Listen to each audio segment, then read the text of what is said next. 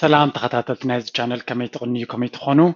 لمو نخلنا تطغمنا نتعبينا نزبل كوار سيزا غريبا لغو نايلو مارس مبار بالحخا زهترو ميلاتات انتاي مالتيو مبزحت جزي بالحق نبل كلنا بتمرتي لعلقيت كا يونيفرسيتي كا ديجري سغيل كا ديجري تاتوس شقالو كوميد مثلا بالحنا ود شباب تمرتو نفع مخان ترايد مثلا زين فلطق تفتراو بالحلو يا سكول انتليجنس ان ستريت انتليجنس يبلو قاليو ببتمرت تبو مخات حماق مالتي يكون كي تمهاركا ابتي نورمال لايف زرق بالحد مالو لان لو متمرتنا كمي غيرنا نت بتمرت ترايز مز بالحزه يكون نت تفطراوي وي ابكال كفالنا هيوتنا زتقمنا كفال بالحي وي فلويد انتليجنس بلو كمي غيرنا كنعبيون كنحبحبون نخل بخميكه كنلليون نخل ابزرئي تمرتي صغيت كمركفتنمو غزي خيوسدكم ابتا تمرتي كوسدكم أمبارنا إلو مارسنا كم زتري وزلهم how to boost fluid intelligence ويكا تي تجمعات مفتاح حدش نجار أم بلحات حنقولنا بعل تتعبي بزوم عينت بلحي كميكيرنا نحيلو تبي تمرتي في دلاتهم جزينا بتمرتت فينا نمصو بلحي بمزعتن بتمرتن زي كونه تي نجارات مزجوت أمنا جل سبات هلو والحمد لله تمهارو حدا نجار تهيب كام تبلا حيتم ما تزرغبو إذا عينت بالحيط نخل سبع لو ستوديومات فلويد انتليجنس بلو تحدى كريستال انتليجنس بلو زو بتمرتي بمصنعتي بعليه زمات مالتي نسو بزح بزعوي للغو زقن نتتفتراوي شجرنا مفتاح وي برك بفليز بلا منقدي شجرنا مفتاح زخ حجزنا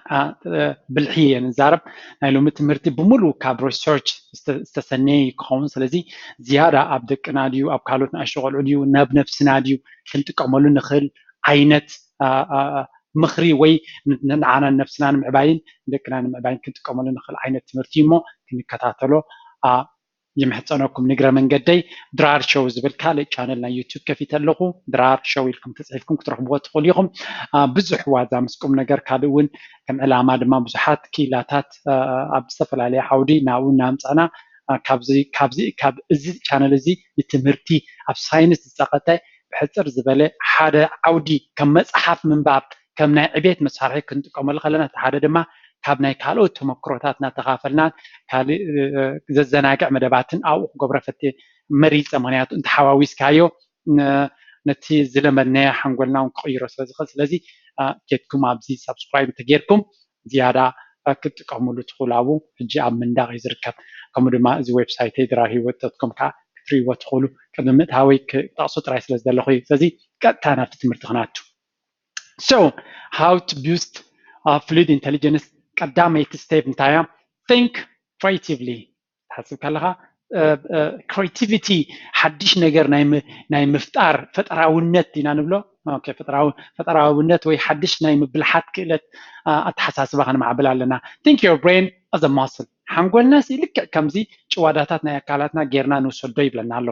and like every muscle it needs to be used and exercised regularly እንታይ ማለት እዩ ልክ ጨዋዳታት ንከዓብዩ ወይ አካላትና ንክጽብቅ ወይ አካላት ቅርጽታትና ንክሕሎ ልክ ከም ጨዋዳ እንታይ ክትገብረላ ቀጻሊ ክትጥቀመሉን ከተንቀሳቅሶን ኣለካ ሓንቲ ግዜ ብዓመት ኣየድልኒ ከም ንግዳት ቀጻሊ እንደደጋጊምካ ኣካላትካ ሸጥ ክብል ዝንገጅፍ ኣካላት ቅርጽ ዘለዎም ወይ ሸጥ ዝጽብቅ ዝኾነ ቅርጽ ዘለዎና ደቂ ኣንስትዮ ሓደ ብተፈጥሮ ተዋሂቦም ክኸውን ይኽእል እዩ ዝበፅሓ ግን ብቀጻሊ ስራሕ ينزمتو حنقولنا ده ملك كم احنا حسبهم كلالنا اندحري تريننج يرنا وي اندحري قصالي لممد اندحر يرنايو creatively thinking وي كازي فتراوا عند تحساسبه قصال انت دغاغيمنا حنقولنا ون لك كم تاكلاتنا كندق زخل ነገር ይብለና ሪሰርች ወቶም ክሬቲቭ ዝበሃሉ ሰባት ወይ ናይ ተበላሓትነት ዝለዓለ ክእለ ዘለዎም ሰባት creative people solve problems by using diffuse thinking process diffuse بال كلتا عينت thinking process كنحسب كلنا كلتا منقد خنكتل نخلينا التحادي methodical بلو تاي مالتيو step by step لك عبيت مرتون نخطلو مالتيو حنتحطون تلا تاي نبلي انا ماتس قدمتم given ناتكا تم استوهبو خان تايم زين توهيب نلو انتاي كدله تبايلكا لها زين دله تبايلكا لها حجي انتاي فورمولا نتقم زي methodical method بحال thinking process methodical حدا process زختل عينتيو እዚ ግን ንምብልሓት ናይ ርእስና የዳኹመ እዩ ብዙሓት ኪላታቱን ቤት ትምህርቲ ንተበላሕትነት ናይ ወዲ ሰብ ዘዳኽም እዩ ይብልዎ ምክንያቱ ብዙሕ ግዜ ብሕጊ ክትከይ ስለ ዝቀይደካ እቲኦም ተበላሕቲ ብልሓተኛታት ሰባት ዝጥቀሙሉ ኣገባብ ኣተሓሳስባ ግን ዲፊውዝ ሲስተም ይብልዎ ወይ ዲፊውዝ ቲንኪንግ ፕሮሰስ ይብልዎ እንታይ እዚ ንሓንጎልና ኩሉ ዓይነት ሓበሬታ ብሓደ ሂብዎ ሽዑ ንዑ ብዘይ ዝኾነ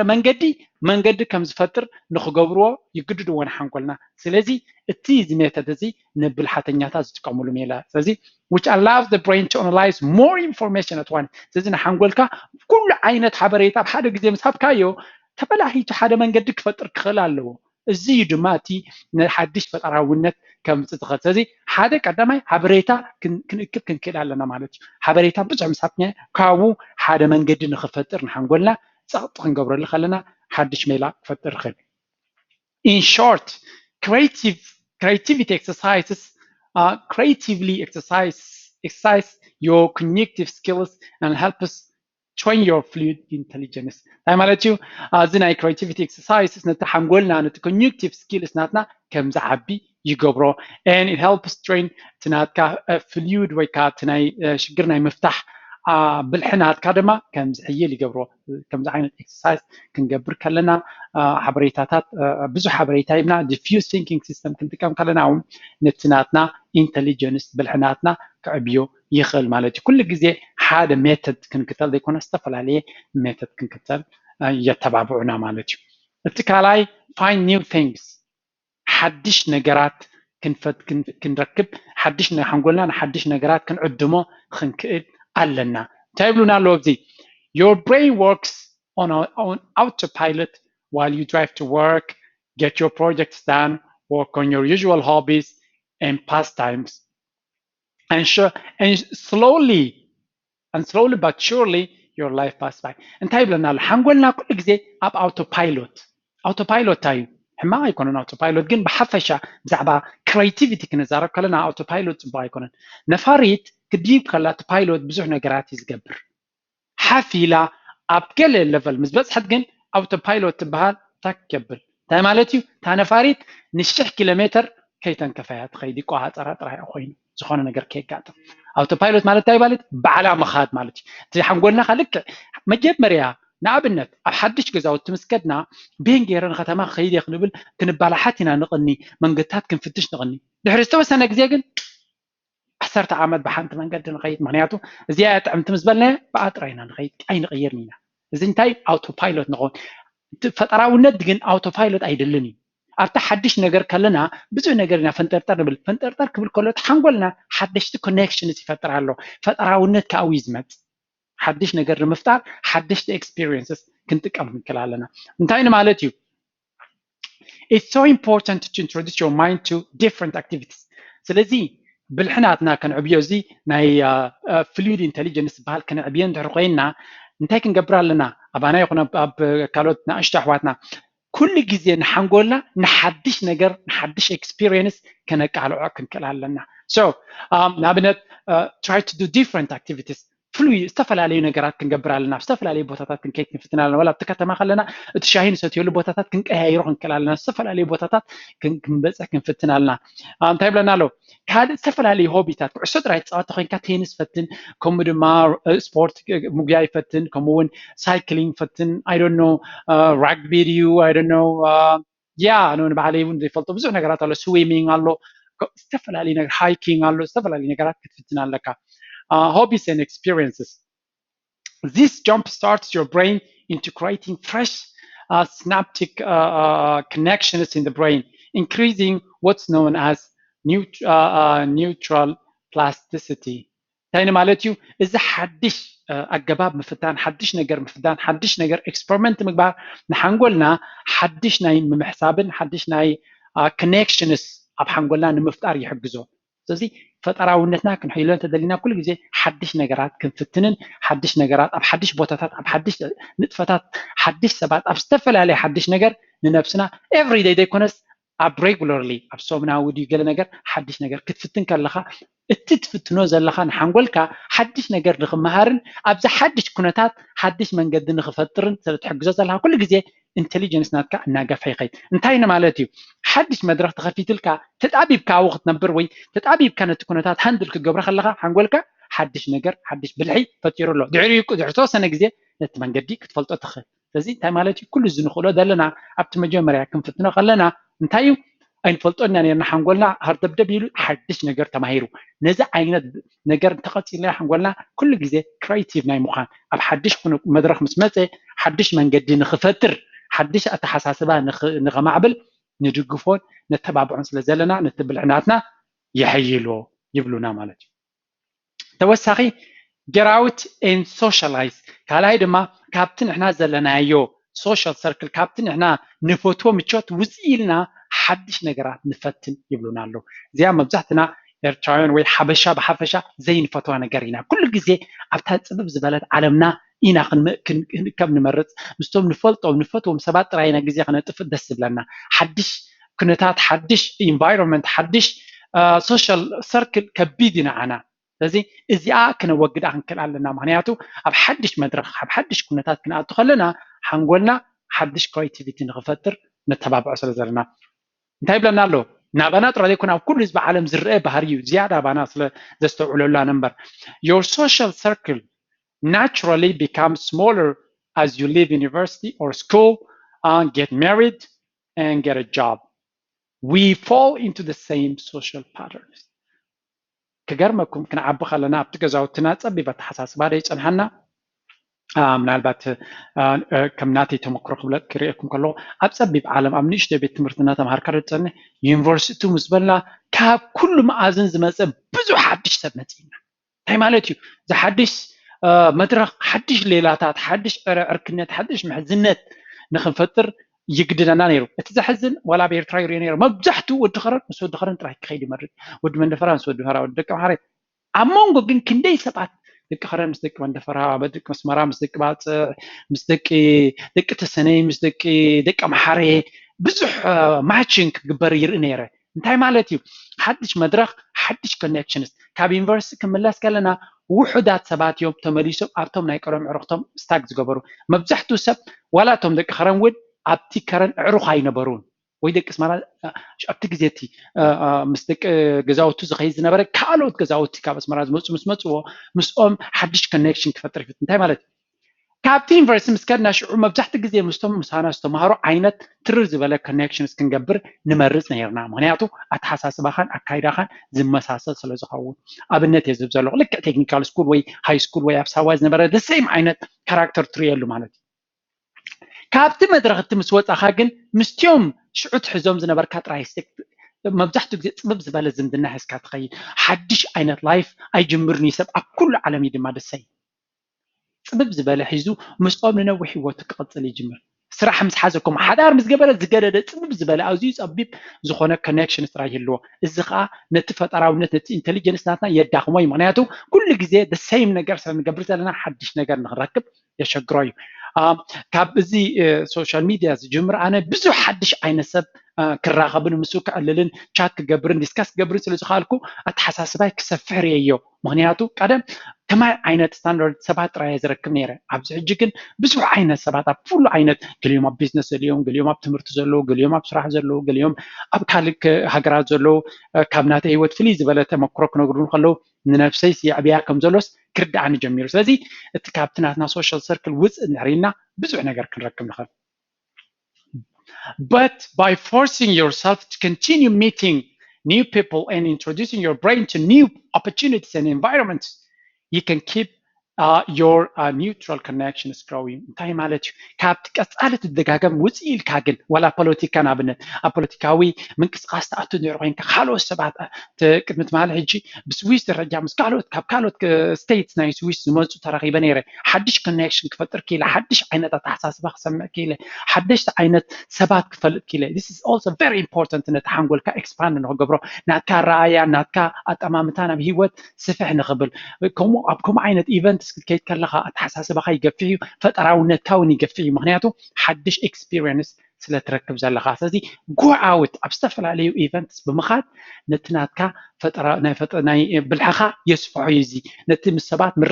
ምርኻብ ጥራይ ዘይኮነስ ናትካ ኣተሓሳስባ ብዛዕባ ሰባት ኣብኡ ክትከይድ ከለኻ ግን ብክፉት ልቢ ክትከይድ ኣለካ ልብኻ ክፈቶ ነቲ ቀደም ትፈልጦ ነበርካ ንዑ ክትተፍእ ኢልካ ኣይትኸይድ ኩሉ ግዜ ትፈልጦ ነገር ንዑ ጥራይ ክትብል እንድሕር ኮንካ ትቀዳደም ትጋገ ኣለኻ ወይ ትጋገይ ኣለኻ እንታይ ክንገብር ኣለና ክንሰምዕ ልብና ክፉት ክኾን ኣሎ ሓድሽ ነገር ኣነ ካብ ልበይ ክሰምዕ ኢለ ብዙሕ ነገር ክሰምዕ ብቀዳማይ ደስ ትማይሉኒ ብዙሕ ነገር ፈሊጠ ብዙሕ ነገር ዝግበር ነገር ካብ ዝተፈላለዩ ፅላታት ዝተፈላለዩ ዝግበር ዘሎ ኣብዚ ናይ ኣክል ምንቅስቃስ ዝግበር ዘሎ ብዙሕ ሃናፁ ዝኾነ ብጣዕሚ ኦፕን ዲስከሽን ክንገብር ከለና ብዙሕ ካብኡ ክመሃር ክኢለ ማለት ስለዚ ኩሉ ግዜ ክንከይድ ከለና ልብና ከፊትና ክንመሃር ኢልና ንኽይድ ክንተፍእ ንፈልጦ ነገር ክንዛረብ ክንሓትት ከነጨንቕ ኢልና ኣይንኽይድ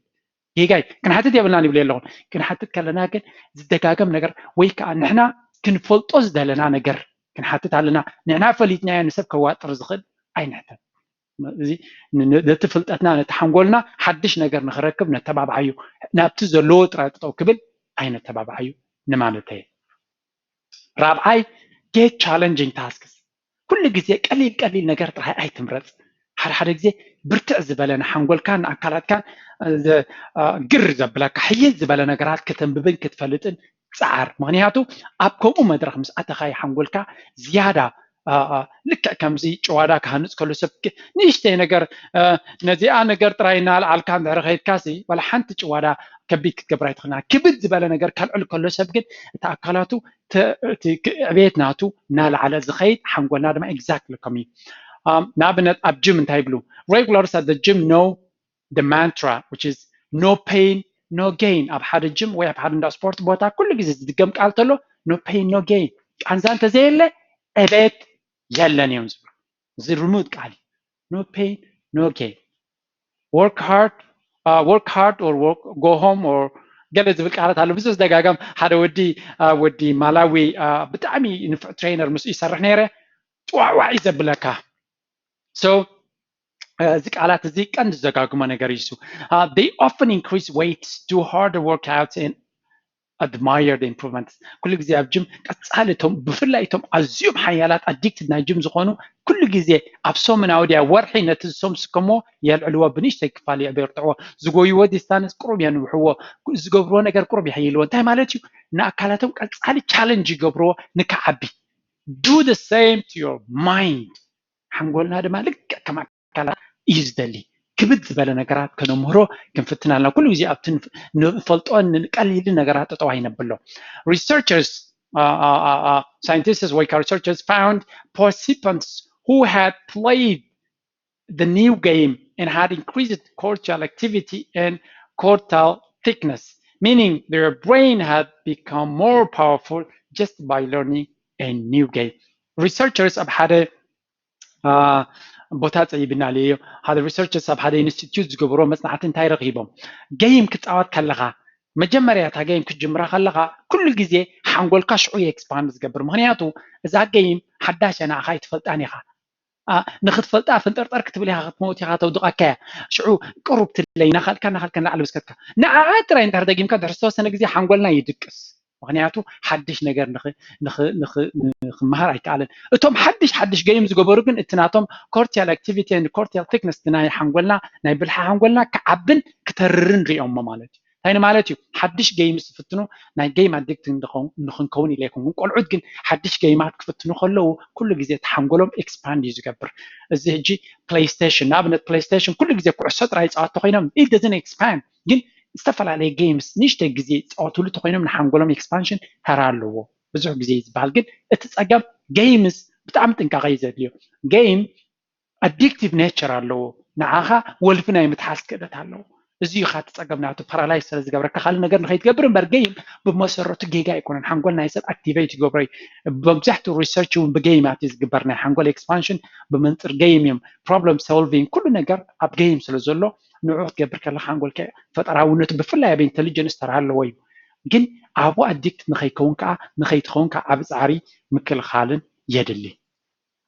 ሓምሸይቲ ነጥቢ ድማ ገለገለ ኤግዛምፕልስ ወይ ኣብነታት ናይዚ ፍሉይድ ኢንተሊጀንስ ዝረኣየሎም ቦታታት ክንርኢ ኢና how do we use fluid intelligence exactly أبينا زي عينة فتراونت نتقاملو وي أبي بوتاتات يزرعه أبي وتنا انتهينا نابنت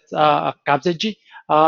reasoning مخنياتات كنهب كلنا حدا سبسب زعما حدا نجر مخنيات كتصحب كله وي reasoning كنهب كلنا زي تي fluid intelligence نتكاوي يزرعه كمية عينة reasons تهب زيو coherent زخانة فتراونت زلوا logic لوجيك زبالة جبزوح زي برنامجات ناي كمبيوتر أو لوجيك تمركزي كم تغينو كم تخوني كم تغون كم تغينو كم تغينو كم تخون إذا أنت جيرو زجبر زبل لوجيك إذا دما كم زعينة intelligence يارا يدليو مهنياتهم البرنامج تاريخي ما بتحتاج زي كابز fluid intelligence مثلا إذا ناي computing أبيت زمن تزولو فتراونت problem solving عينة intelligence ينبر كما هيروز جبرو ترى عين كون نزل سعنا للمهنياتهم أنتي زلا على فتراونت ناي كمبيوتر ساينس أبي يونيفرسيتي تمهارو أي تخلنيخا حدش نجر ناي مفتاح سلزخوني زي this is also very important problem solving سأجم تجات إمكا نتس أجم كنا خد فتوى من هالبات أفلوت أيبل كان جن أرتاح زيك you have to solve the problem ما بتحتاج زي هيوتنا أجمعت نفتحهم مع سيو زخونة كله من ريك أنت زي بلنا إتها مفتاحها جدا تدلينا أنت خوينا زي intelligence زياد لنا هذا كله جزء حدش نجارات كن فتحهم كن كلنا بعلنا intelligence ناتنا يجوا عبزلو معناته نجارات ما بتحتاج زي عبزلو جزء عبز أجمعله التكنولوجيا نتنجارات قلت في له سلدي شفنا لنا حنقولنا نخبى حق جزء أين هبونينا of course التكنولوجي نعون نخبى حاجة كده أنا ما درخت بزو حلو حدش اب حدش تكنولوجي حدش سيستم نتك أم درخينا كتالي حنقولنا challenge نقبر لنا نتناتو connections نك expand نقبره جد the same نقدر تتكلمنا بوتراي solve نقبر درخينا نفسنا كم بلحات نخل كلا نخونينا كاله problem solving يجي حركة تعبي معناته بكحار intelligence زتمهر كان زنب كان ترايقة تفتح زلك زي fluid intelligence كان حدث أجمع قاتي مكان عقد كتفتح كلا تقوم له بالحي that's called fluid intelligence توسعي identifying patterns بحالها النجارات كتسول لهم كلها كزيوم زيوم كم زوم يخونوا كله خم زيوم يخونوا إذا قبر كله خم زيوم سازين زيوم استوعيل كا react قبر كلها وي حدا pattern كاب حدا فت عميتات زيوم نجارات كم يخونوا كله يمزجات ويلكا pattern ويكا ملكتات من اللاي نتقوم له بالحون fluid intelligence يو كالون filtering out irrelevant information كاب حدا بزح حبريتا زيد الحبريتا صميعك موصع نتزاد المكابون نتقاملو intelligence ون زون fluid intelligence يبقى زي أبزيوم كبابتات كنريو نخلي زبل حز مالتي it's used in problems that doesn't necessarily rely on pre-existing knowledge زعينت بالحي كل جزابين نتقاملو أبتي صجمات بزلنا فلتت نحنا بزلنا فلتت كنفتحهم زي نخل مالتي أبوز زاد لينا بالحي أب هيوات نفلتهم فلتت كأزيوم دروتات يمس زي بالحز جدا يزاد لك زي problem solving ولا تمهر كتمهر problem solving creativity انت زي بالك you cannot كل جزء solve زخانة problem راح أخذك كنت دالي زي نعمل online businesses digitalization كل جزء حدش نجار حدش بحدش مدرك كتفتحه مفتاح يدليو استجابرت راح تدلين تخين كا نجار تبلتي already نسخة فتحه نسخة جمرة كسر كالهاجن that's where this intelligence plays in كل جزء حدش نجار نخنفتحن حدش نجار نخنسرعن كم بجس كلنا دما نحنقولنا زلا عليه بالحي كم زبلح نقبره زي حدش نجارات كنمهار حدش نجارات كنفتن حدش نجارات experience كنقبر كلنا إذا عينت بالحي أب نفسنا نحيله يخيل مالتي أمبار أبزانا لو متمرتي كمي كيرنا تناي تسقم مفتاح تعبيت تمرتاتن بدرجة كلاساتن ترايدي كونسي بعلنا مسانا تفتير زولو بالحنا كمي جرنا نعبينا عن ريدلينا شمي جورجو دراري بحال زي channel زي جي درار استفل عليه أتحساس بانان الرداد أنا مزعبه هيوات زعبي كمتي وترو ناي إبراهام تقصي دخلنتنا ماسي زختم أتحساس بانا أنت تغير دراي كل نجار بهيوتنا ناي أتحساس بانا ناي قط بانا دخلنت وسيت نايتي دخات حساس باناي نزيد دخلنت ناي دخلنت ناي دخوم أتحساس بان توجدنا قط بانا أتحساس بانا هيوتنا كسفين كم عرارن يو نزين مغيار دما أبز channel زي بزح تحسوتات تحجزنا زخيل بفلا يدما أبقى طبعا أبى تحساسبان أب لمدتاتن زوت كورة تمرتلو توسعي بفلا أبز جزينا ኣብ ኦንላይን ቢዝነስስ ዲጂታላይዜሽን ስቶክ ማርኬት ኣገደስቲ ዓውድታት ንዕዑ ካብ ምፍላጥ ሓሊፍና ክንጥቀመሎምን ከነተግብሮምን ኦንላይን ቢዝነስ ናትና ክንከፍት ከመይ ጌርና ቤን ጌርካ ተኣትዎ እንታይ ትገብር ቤናይ ትጅምሮ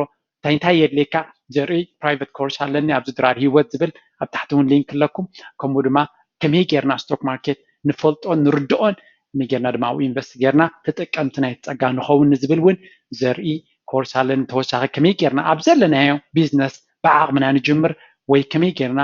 ገንዘብና ምስ ኣሕዋትናን ምስ ኣቕርዕቱናን ተኣኻኺብና ኣብ ኣፍሪካ ዕብይ ዝበለ ድርጅታት ትካላት ንኸፍት ዘርኢ ትምህርቲ ቀሪበ ኣለኹ እሞ ከይድኩም ክትመሃሩሉን ክትዓብዩሉን ትኽእሉ ከም ወትሩ እዚ ቻነል ተማሂርና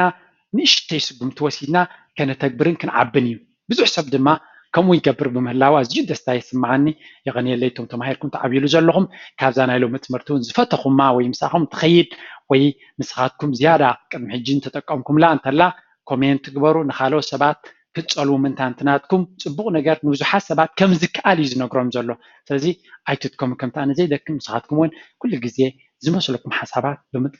ብምንጋር ነቲ ሕብረተሰብ ኣብ ዕቤት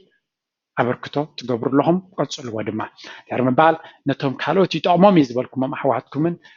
ኣዕርኽቶም ድማ ሼር ግበሩሎም ይብለኩም ናይ ሎሚ ትምህርቲ ኣብ ዝተወዲኣ ኣላ ኣብ ካልእ ስራሕ ክሳብ ንራኸብ ደሓን ኮኑ ቻው